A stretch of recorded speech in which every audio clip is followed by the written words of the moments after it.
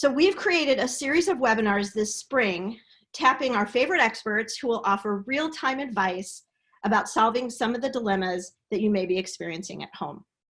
So we all know that COVID-19 has altered the lives of millions of people. It's changed our lives in ways that we would never have imagined. So it's not surprising that many of us are feeling more stressed and more anxious, and our kids too may also be feeling worried. So during these unprecedented and unpredictable times, now more than ever, media and technology are more important and valuable in our lives and in the lives of all of our families. So Common Sense is here to help you take a balanced approach to technology, and more importantly, a balanced approach to how to get through your days with and without technology for your kids. This is the core of who we are. It is the crux of why we started and built our nonprofit 16 years ago. Certainly, it is amplified at this time. And for those of you who have already donated to our mission, we thank you. So because of the many issues of coronavirus and what the quarantine has created for families and teachers, Common Sense last week launched a new platform called Wide Open School. The URL is wideopenschool.org, and our partners include big name tech giants like Google. We have Sesame Street, Nat Geo, PBS Kids, Scholastic, Khan Academy. You can see the full list on our site, but it's designed as a single stop for all of the resources that we need right now. You can sort it by interest and by age, and for example, even listen to a Khan Academy lecture about why we look at art, and then tour a virtual museum, and maybe watch a famous artist create a masterpiece.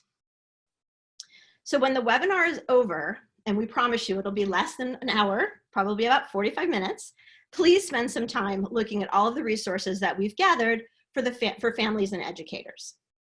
And we hope that you will consider making a donation to Common Sense for resources like Wide Open School and our other efforts in support of our response to COVID-19. An effort to really help families and teachers all over the country during this crisis. So today, we want to discuss how to help young children cope with anxiety during COVID-19 and how to address the state of mental health in our little ones. I'm happy to have Brad Snyder, Executive Director of the Dion Initiative for Wellbeing and Bullying Prevention at Arizona State University, and Chair of the Arizona Adverse Childhood Experiences Consortium, as our speaker. Now, before we get started, let me give you a short overview of what to expect. And first of all, because of the security issues we are facing with Zoom, a word of caution. If we do get Zoom bombed, and it appears to be happening more frequently, the call will be ended immediately. Now, you're all on mute because we have hundreds of people on the webinar, so thank you for that. But you will have the ability to ask questions to Brad. If you scroll down on your screen, you will see a chat icon. You just press that and you'll be able to type in questions. My colleagues, Lisa Solomon in LA and Aurora Caston in the Bay Area, and we have all others who will be monitoring the chat during our discussion. So if you can't stay for the whole 45 minutes, don't stress.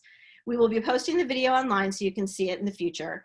And we will also be keeping you informed of other webinars that we will be having over the next few weeks. So let's get started. In talking with you yesterday, Brad, it was really interesting to note that we are all just building an argument on the unknown when it comes to helping our kids at this time. So can you elaborate on what you meant by that? Well, there isn't good solid research or science on the best way to care for children during a pandemic, simply because it hasn't happened before. So normally when researchers like me go about trying to give advice, we look at studies, what has worked in the past in similar situations.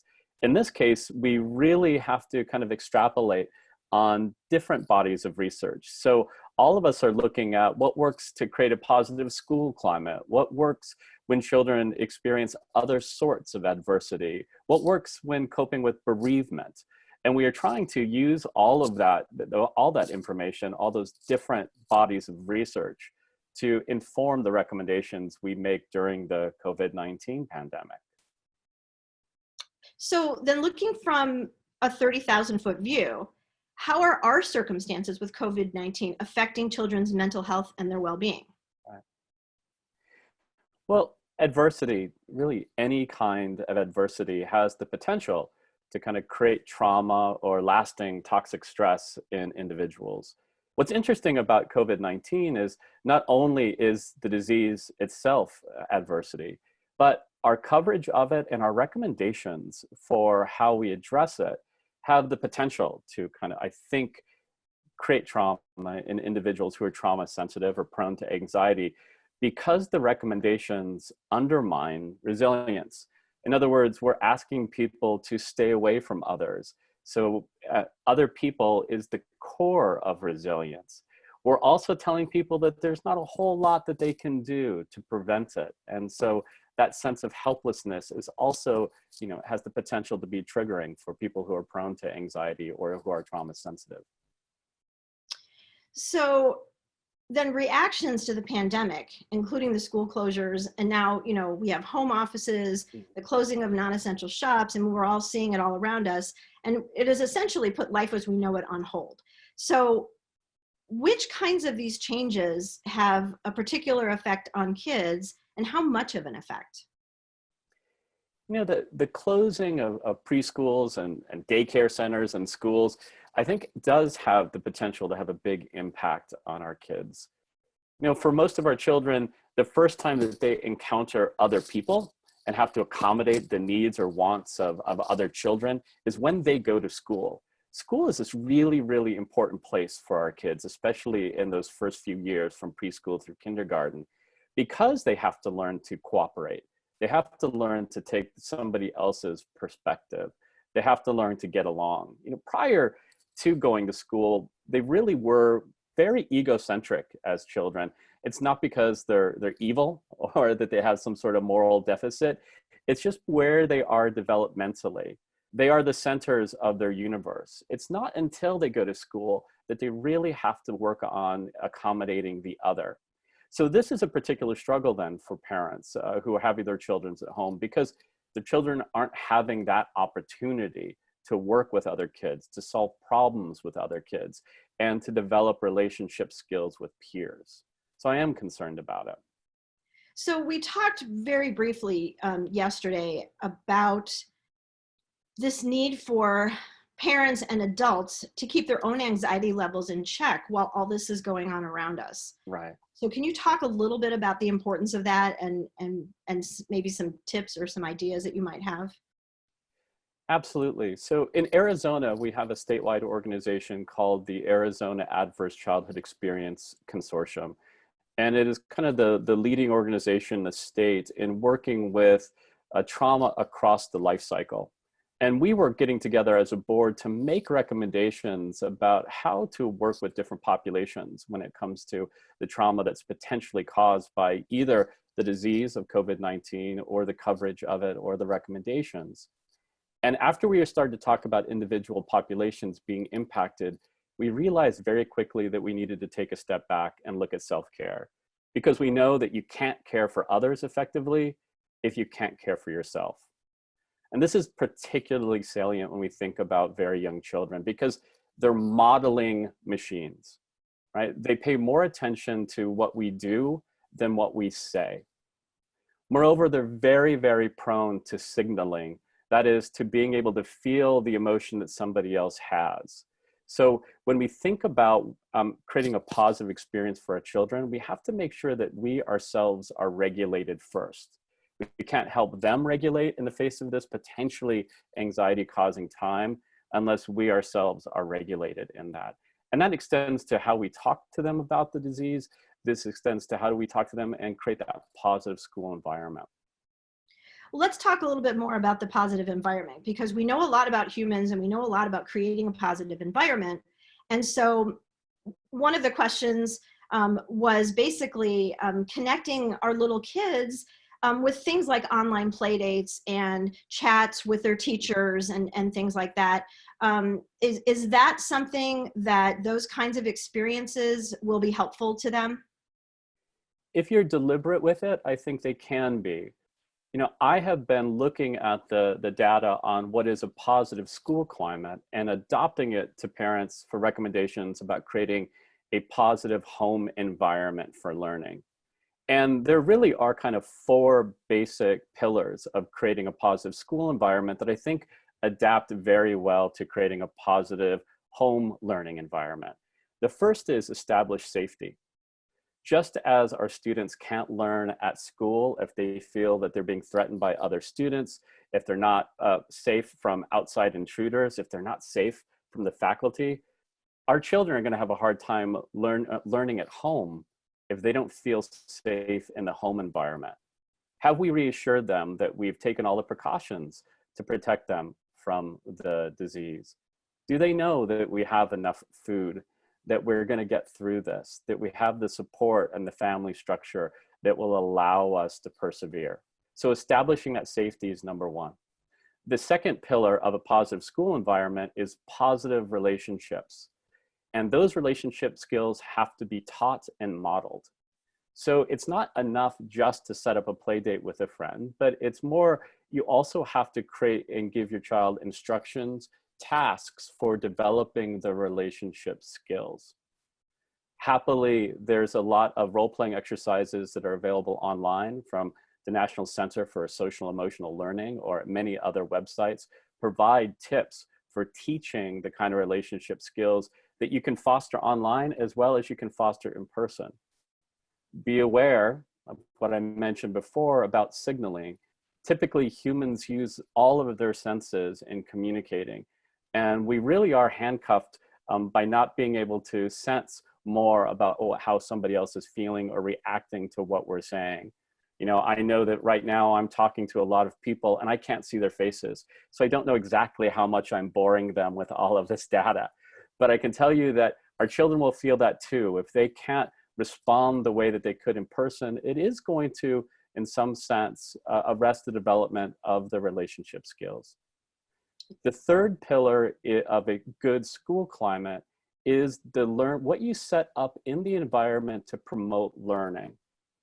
And I think that our schools have done a really good job of telling parents and helping parents understand this, but it's worth reiterating and restating here that, you know, your child's learning environment at home needs to be set aside for learning, that you need to remove distractions, that you need to provide them everything they need to complete their assignments, so they don't have to wander around, so that they don't have to be distracted by the other things that are happening in the environment. And finally is that overall structure of the home, in this case in the school, but now we're talking about creating a positive home climate. Are they feeling safe and secure? Are they feeling calm? Do they experience calmness in the home environment? And that will promote their home learning. So I want to make sure to get questions in from our audience, and this is a good follow-up. So Dan said, this is such a stressful time for everyone, for their families, and their family has decided not to do the online learning that has been prescribed by their particular school and school district. So is that a bad idea? You know, I really, really appreciate that comment. You know, Dan, and to everybody listening, it's such a balance. We see that some schools have done a better job of rolling out a home learning environment than others have. And just helping a school teach our own children has created stress in some families. Some families have decided that while their schools are catching up, or while their schools are not doing an adequate job of distance learning, that they're going to take that onto themselves to reduce the stress in their household and better meet the needs of their child. Look, I believe, and I don't mean to disparage any of our schools, but I believe that your first, as a parent, your first priority, your first responsibility is to your child. And if you can create a better, safer, more positive, more relationship enriching experience without the online learning being provided by the school, I think you should do it. And from Cecilia, she's saying that many of her friends have children that are really missing their, from school, their children are really missing their school friends. And so what are some of the ways that can help those kids with a social emotional concern? And I want to talk a little bit more. So there's two parts to this question. The other part would be, what would you say if you knew, or if you saw some triggers, or what would be those triggers in your kids who may already be experiencing anxiety, or who may have some previous traumatic experience? I know it's a long question, but Right. how can you respond to that, both from the social emotional concern, and then going deeper? What if there are bigger issues? What if how do you find Right. those? How do you deal with those? Well, first and foremost, we have to be present to our children in order to actually recognize differences in their behaviors. We're not going to know if their behaviors is changing if we don't know what their typical behavior is. So being present to our child. Now, to do that, I'm recommending active listening skills. And, I know that sometimes pop psychology can blow this out of proportion, or that this can sound a little bit cheesy. It isn't. Active listening really helps the person that we're communicating with understand that we're present and that we're focused on them. So let's start there. Active listening for a parent means that when you decide to listen, you really decide to listen. You remove distraction. I recommend physically separating yourself from your phone if you're having a serious conversation with your child. Then, when you sit down, make sure you maintain eye contact with your child when you're communicating with them. To show them that you're listening to them, you can restate what they've said, reword it and say, I heard you say this, is this what you meant? So that they know that you're paying attention to everything that they're saying. You want to affirm them for sharing something with you and affirm the feelings that they're having. So say, boy, that sounds like this is very important to you, for example, or I can totally understand why this is concerning for you. For young children, when you're communicating with them in an active learning way, you also want to help them label the emotions that they might be expressing. So you can say, I heard you say that, and that sounds like you're worried. Is that what you're feeling? So they begin to put words to their own emotions. And finally, we need to avoid solving the problems for our child. Sometimes we launch in too quickly to solve it, because as people that care about kids, that's what we want to do. We want to make the pain go away. But in reality, what they might need is to be able to state what they're feeling and why, so that we hear it. I think it's always a good idea, before we offer any advice, to ask a child, and this extends beyond into middle school and to high school, what they think should be done. Now, I mentioned those active listening skills because those are skills that you can teach your children as they're trying to create and maintain relationships online. All of those things still apply. And if you model that in your communication with them, and sometimes make it explicit, you can turn around and ensure that they are doing it with their online relationships to make those relationships strong and to satisfy the needs of the people who are participating. That's the first part of your question. Yeah. And the second part, go ahead. The second part is, how do we know if our children are having an adverse reaction to the stress of COVID-19?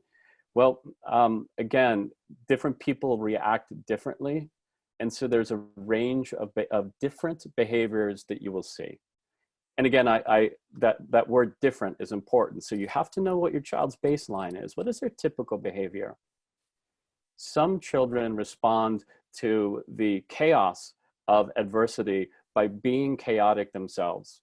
In other words, they will appear forgetful. They will lose things, even around your house. They'll walk into a room and not know why they're there. They are kind of manifesting the chaos that trauma, that adversity feels like. To take a step back, when we talk to people who are experiencing kind of toxic levels of adversity or experiencing trauma, they talk about how frightening it feels, how they feel like they're in danger, and how out of control they feel.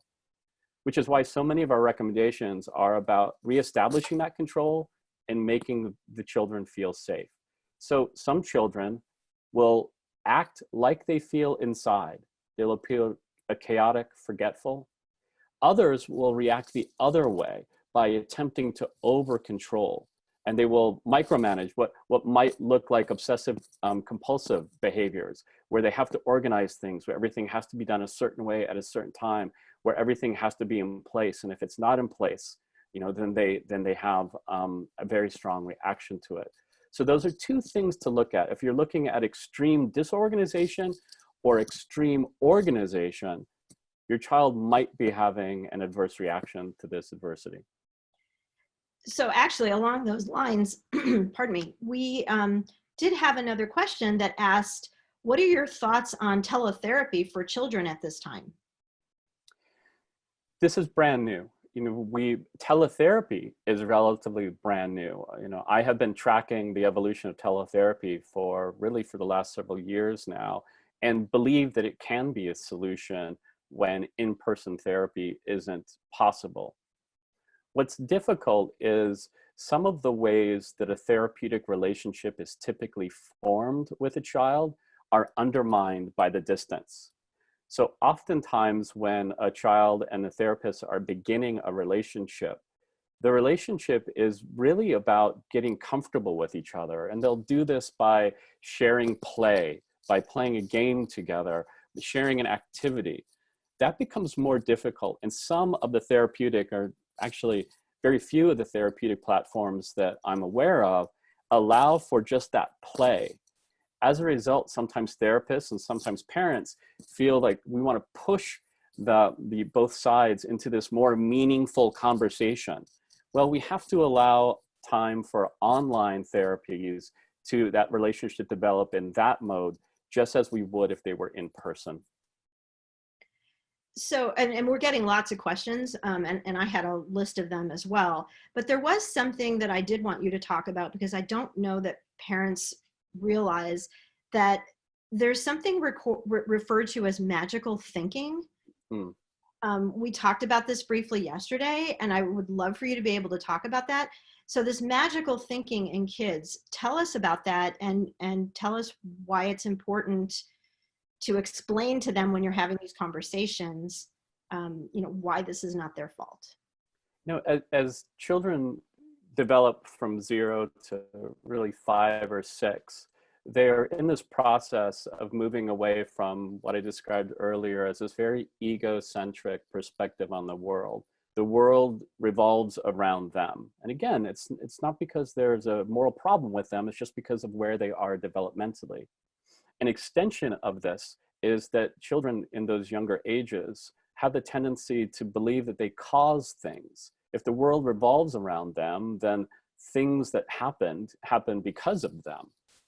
This can become increasingly dangerous when we start to deal with bad things happening in their environment.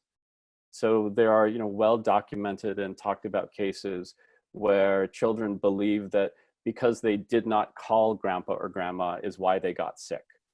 Or because, that somebody didn't come to school the next day, it was because the day before the child was mean to that person, and that's why they're absent the next day, when that cause and effect might not be related at all.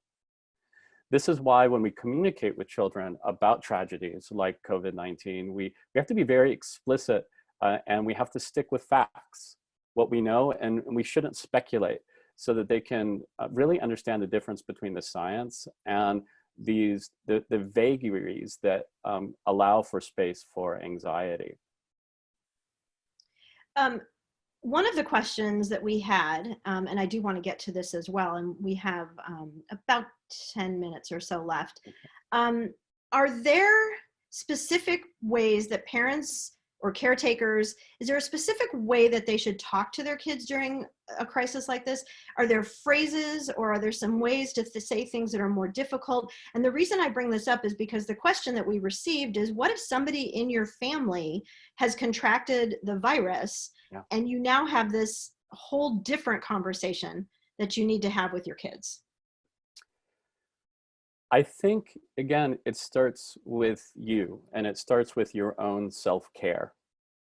I would recommend that if a parent is going to have a discussion with their child about COVID, about somebody that in their environment that might be ill, that you take a moment and really think about what you're going to say, so that you can tease out the facts from speculation, get rid of hyperbole, But I also want you to pay very, very close attention. And to my parents out there, I recommend that you use this opportunity to give yourself permission to worry about those things that you can control and to ignore those things that you can't. When you make that separation, when you do that analysis to tease out the difference between what is something that you can have a positive impact on versus something that is really beyond your control, when you make that separation, you start to see clearly the kind of information that children are prepared to handle. Can you at home control the reaction of the globe to this pandemic? No, you can't. You can control your environment. And that's where you can start the discussion with the child. By the way, that separation between what we can control and what we can't control, that's a basic tenet in every major world religion and every major philosophy, but it's also a basic tenet in every evidence-based mental health treatment modality. So being able to make that distinction in the face of COVID-19, when you do that for yourself, I think that you'll be more able to communicate about the disease to your child because you'll know what to talk about versus what is unnecessary and worry producing. So we always hear the phrase that, the kids are resilient. Can you teach resiliency? What is the best way to reassure kids during this time that things are going to be okay? And, is there a way, are there some general ways that we can have those kinds of conversations with our kids? Yeah. We know that they are resilient, but this is a toll. This can be a heavy toll. And really, the other question, with them being out of school and out of their social activities for an extended period of time, we touched on this briefly, but can that have an even more adverse effect on them as time goes on? So you like to give me questions in two big lumps where they're both I'm trying to squeeze in as much as I possibly can. Let me take those as two separate questions here. Okay. First of all, it is one of the biggest myths about resiliency that it is all biological. It's not. Most of what is resiliency is taught. And while it is critical to teach it at a child's earliest age, it can be taught at any time. What resilience is supportive adult relationships that children can rely on as they experience adversity. It's also a developed sense of efficacy. Do children feel like they can accomplish things? If you feel that your work, that your efforts can make something happen, can make something change, then when new challenges and new adversity arise, you feel that, well, at least in the past, I've been successful at some things. Maybe I'll be successful in the face of this. I don't feel powerless. I know that I have been good at things and I have accomplished things. So providing opportunities then to strengthen those relationships with the primary caregivers, with those consistent, powerful adults in that child's life, really important to keeping that resiliency strong. And providing other opportunities for young children to demonstrate that they're good at things. So, and this isn't necessarily about COVID. It can be little tasks. I know that the United States has gone baking crazy. Are your children baking? Because they should be, because it's wonderful, because it teaches them that their work and the steps that they take build towards something bigger than they started out with, than those constituent parts. That gives them a sense of empowerment. It shows them that they can accomplish things. And when you can accomplish one thing, you're more likely to believe that you can accomplish something else. When you overcome one set of adversities, you're more likely to believe that you can overcome future ones. It's also important, and the research on this is also very clear, that we need to tap into our larger communities. What are the stories that your household tells about past adversity and how it was overcome? Do you have those stories from your family history, maybe from your religious tradition, that they know, so they can draw on those as evidence that yes, people can overcome this kind of adversity? That's all very important, and it's in the science of resilience. Well, Passover starts this week, so that would be an excellent way to teach a lesson about resilience. We have a few more questions that I wanted to get to you. So what would you say to parents who are choosing to dismiss the conversation about COVID-19 altogether? Parents who are trying to make life as normal as possible. Is this a smart thing to do, or can it be escalating anxiety for the child? Um, if if you are feeling anxiety about COVID-19, your child is feeling it. If they don't know why you're feeling that anxiety, then they are going to make up reasons. If your children are younger, they may start to blame themselves that they're behind the anxiety that you are feeling. Those are all my concerns about not sharing with your children about the pandemic. Those are all the reasons I would caution against it. But you know your children, you know your environment, and I don't. Those are my cautions, but I would say that you have to do whatever is best for your own child. Right. Talk a little bit about the news, and talk a little bit about how to, what is a safe amount of information? We're all on information overload. What's a safe amount of information for kids, for little kids to have regarding the pandemic? I think that as we learn to manage our homes as businesses, as schools, and as places where families get together and enjoy each other's company, we have to figure out how to make these maybe invisible barriers between those different types of activities. We need to be deliberate when we say, okay, now this is our family time. And when we're in our family time, we're free of distraction. I'm putting my phone over here, you're putting your devices over here, and we're talking with each other. Now is news time. So now is when I'm going to read the paper or get online and look at the news and read my phone. And we can talk about it, but there's going to be a moment when we stop talking about it and we stop thinking about it, because now we're going to focus, for example, on learning. We're going to focus on the family. I think news is really important. Knowing what's going on, it helps us feel in control of that situation. And for many of us, helps alleviate our anxiety. What I'm recommending is that you keep it in its place and that you don't let it bleed over into things like your family mealtime. Would you have the same advice then? I mean, obviously, screen time has been multiplied threefold, tenfold. Right.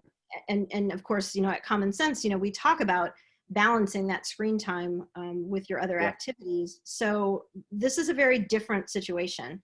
What can you advise, or what can you talk about in terms of, kind of letting that go? I mean, obviously we still want to follow all the guidelines, but Okay, I've been a big fan of Common Sense Media's guidelines for managing media for a really long time. I wrote about them in my book, and I've tried to have them in my own home. And then all of a sudden, COVID-19 happens, and all of our rules about screen time are being challenged by their schools.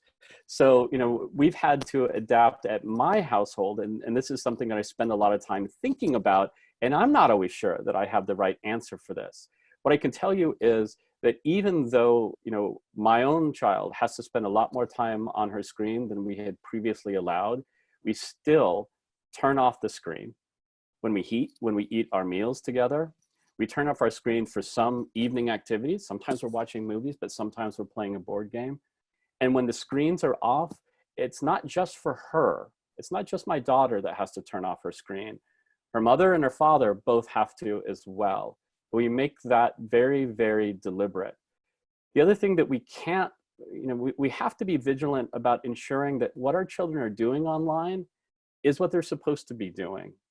Unfortunately, the challenges like we're facing right now bring out the best in people, and sometimes it brings out the worst in others. So we know that there are people out there that are trying to take advantage of this added screen time that everybody is using.